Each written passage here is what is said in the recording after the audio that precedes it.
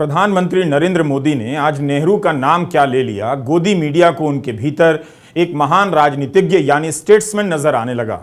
कई साल तक नेहरू को कभी पटेल का नाम लेकर तो कभी बोस का नाम लेकर अपमानित किया गया और एक भाषण में 2 पंक्तियों का जिक्र क्या आया, मीडिया को उनका भाषण समावेशी नजर आने लगा है। मौजूदा संसद भवन का आज आखिरी दिन है। अब संसद भवन की बैठक नई इमारत में हुआ करेगी। प्रधानमंत्री नरेंद्र मोदी ने कहा है कि यह ऐतिहासिक निर्णयों का सत्र है। वैसे सभी इस बात को भूल गए हैं कि लोकसभा में 4 साल से डिप्टी स्पीकर का पद खाली है। आज प्रधानमंत्री और विपक्ष के नेताओं के भाषणों को हम विस्तार से कवर नहीं कर रहे हैं क्योंकि हम उनके बयान का वीडियो नहीं दिखा सकते। अफसोस कि संसद टीवी ने अभी तक स्पष्ट नहीं किया है कि हम सदन की कार्यवाही का वीडियो अपने YouTube चैनल के लिए इस्तेमाल कर सकते हैं या नहीं। कॉपीराइट के नियमों से बचने के लिए जरूरी था कि देश की संसद अपनी तरफ से भी साफ करती कि इसकी कार्यवाही का वीडियो सभी की संपत्ति है और कोई भी इसका इस्तेमाल कर सकता है। सांसदों को इस पर ध्यान देना चाहिए और लोकसभा सचिवालय से पूछना चाहिए कि ऐसा क्यों है। 10 साल के अपने कार्यकाल में प्रधानमंत्री नरेंद्र मोदी और उनके राजनीतिक तंत्र ने जवाहरलाल नेहरू पर जिस तरह से हमला किया है, उन्हें बदनाम किया गया है, उसी नेहरू का नाम लेकर ठंडी छांव की तलाश भी दिखाई देती है।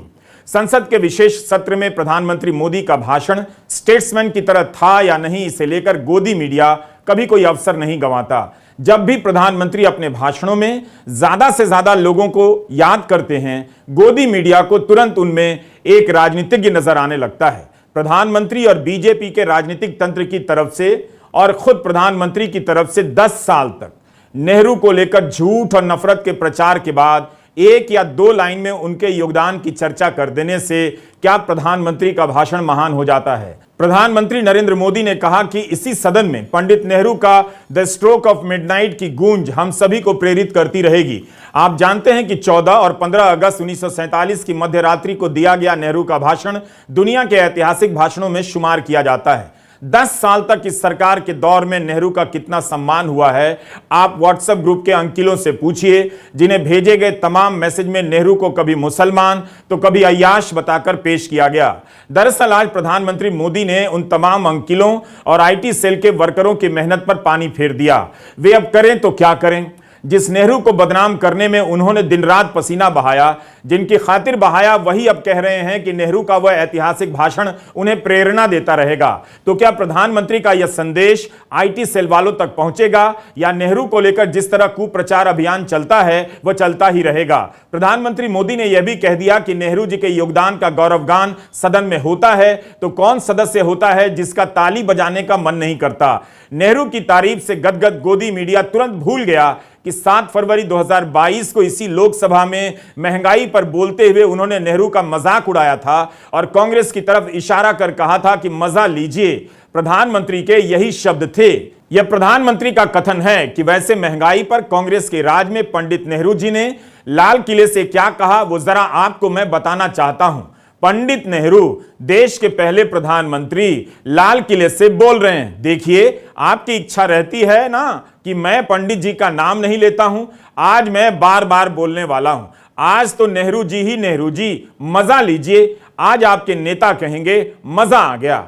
बहस महंगाई पर चल रही थी, लेकिन प्रधानमंत्री मोदी ने अपने बचाव में नेहरू का इस्तेमाल कर लिया और मजाक भी उड़ा दिया कि जब ग्लोबलाइजेशन का दौर नहीं था तब देश के पहले प्रधानमंत्री देश के सामने देश का पहला प्रधानमंत्री हाथ ऊपर कर देता है। जब आप उनके भाषण का वीडियो देखेंगे, कॉपीराइट नियमों के तहत हम नहीं दिखा सकते हैं, तो आपको पता चलेगा कि प्रधानमंत्री नरेंद्र मोदी नेहरू का कितना सम्मान करते हैं। आप उनके एक भाषण के एक पंक्ति से नहीं जान सकते, उनके कई भाषणों से याद करना होगा।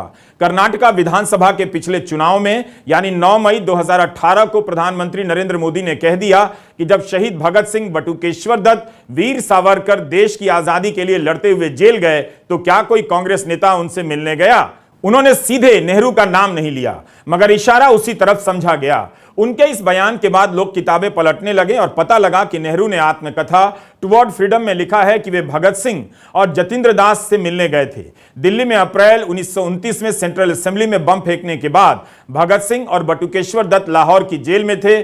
उसी दौरान जब उन्होंने जेल में भूख हड़ताल रखी तब नेहरू उनसे मिलने गए। 9 और 10 अगस्त 1929 के ट्रिब्यून में भी इस मुलाकात की रिपोर्टिंग हुई थी।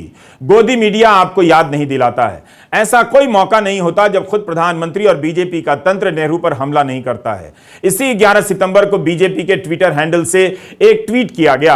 आज जब भारत प्रधानमंत्री मोदी के नेतृत्व में दुनिया को आकार दे रहा है और दुनिया संयुक्त राष्ट्र की सुरक्षा परिषद में स्थायी सदस्यता के लिए भारत को समर्थन दे रही है, जिसे नेहरू ने तश्तरी में रखकर चीन को दे दिया था। गांधी परिवार का यह देश विरोधी कृत्य आज भी हमारे इतिहास का पीछा कर रहा है, जबकि इसकी विस्तृत कहानी कुछ और है। इस एक ट्वीट से बातें साफ नहीं होती हैं।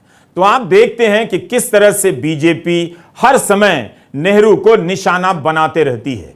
केंद्रीय मंत्री किरण रिजिजू का यह ट्वीट आप देख सकते हैं। उन्होंने 6 हिस्सों में ट्वीट कर बताया कि कश्मीर की समस्या के लिए नेहरू किस तरह जिम्मेदार हैं। प्रधानमंत्री मोदी ने उनकी गलतियों को ठीक किया है। नेहरू के कारण ही कश्मीर के मामले में भारत 7 दशकों से कीमत चुका रहा है। तब नेहरू के जन्मदिन पर कांग्रेस ने कश्मीर नेहरू मसले पर विस्तृत जवाब दिया था। प्रधानमंत्री मोदी ने अपने भाषण में नेहरू का ही नाम नहीं लिया, कई प्रधानमंत्रियों को याद किया। यह भाषण एक विदाई भाषण था जिसमें कई बातों का जिक्र था। इसे इस तरह से पढ़ना है कि उन्होंने किसी का नाम लेकर उनके